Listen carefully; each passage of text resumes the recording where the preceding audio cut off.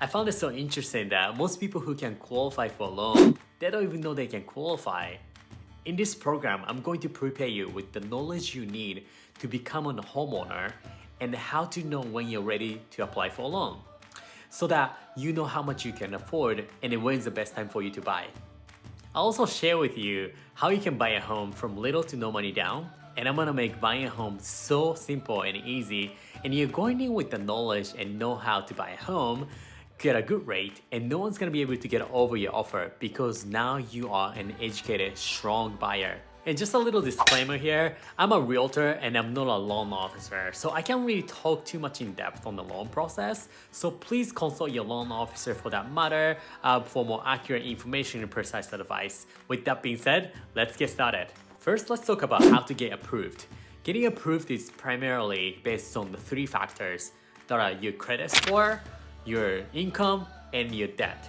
In general, you want your credit score to be around 620 or above to get the most benefits and options in terms of rate and loan product. You also want to make sure you have 2 to 3 lines of credit that are active and in good standing. And preferably that you had them for at least 2 years and you haven't had any late payments in the past year. Income. When it comes to income, you want to make sure that you've had at least 2 years of consecutive work history in the same industry or in the same role or with the same employer. You want to be able to show the bank or the lender that you have consistent line of work that is likely to continue for at least 3 years to come.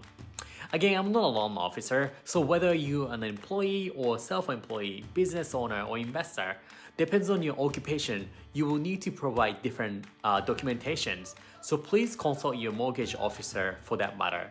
Alright, now let's talk about the costs associated with buying a home. My tips to this is 1. Save, 2. Save, and 3. Save more. Costs for buying homes include mainly your deposit, down payment if you're required to have one, and the closing costs associated with the loan, which are broken down into origination fee, title fee, prepaid, your escrow, appraisal, processing fee, title insurance, things like that. But there are more.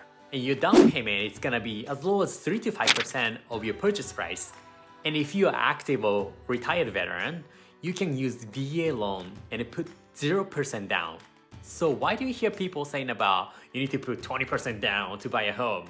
It's because when you put less than 20% down, you will have to pay what's called private mortgage insurance, PMI.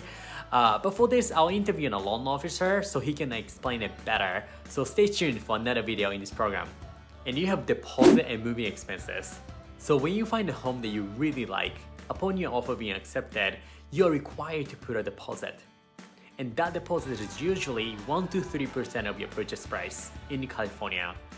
And you also want to consider moving expenses such as moving truck, movers, boxes, new furniture, cleaning product, and everything comes along with the moving. So having that broken down, now you can understand why it's so important for you to have this money saved, even if you're not required to put any down payment. For closing costs, if you really don't have money saved up, we can negotiate with the sellers of the house to partially or fully cover it. Or you can do some creative financing and include some of that into your monthly payment. Also, something that you can shop around is your insurance policy. So call a few insurance agencies in town and find the best rate for your home. Now let's quickly talk about documentations. This is probably one of the most tedious parts of buying process. You're gonna be required to sign the most documentations that you ever signed in your entire life. And you're gonna be required to submit the most documentations that you probably submitted in your life. So let me give you a super helpful tip so you can collect those documents ahead of time so that it is easy and simple throughout the process. And here are the 4 simple things. Alright, 1, most recent 2 years of W-2 or 1099s, and 2, tax returns. And number 3, your most recent pay stubs, and number 4, your proof of fund, also known as bank statement, that shows you have enough down payment and closing costs to buy a home. So again, W-2s and 1099, federal tax returns, pay stubs, and bank statement. That's it. And if you found this video helpful and useful, please smash the like button below right now and subscribe to this channel so you don't miss anything. And if you want to learn the secret of making your offer very strong, stay tuned for the next video. Until then, take care.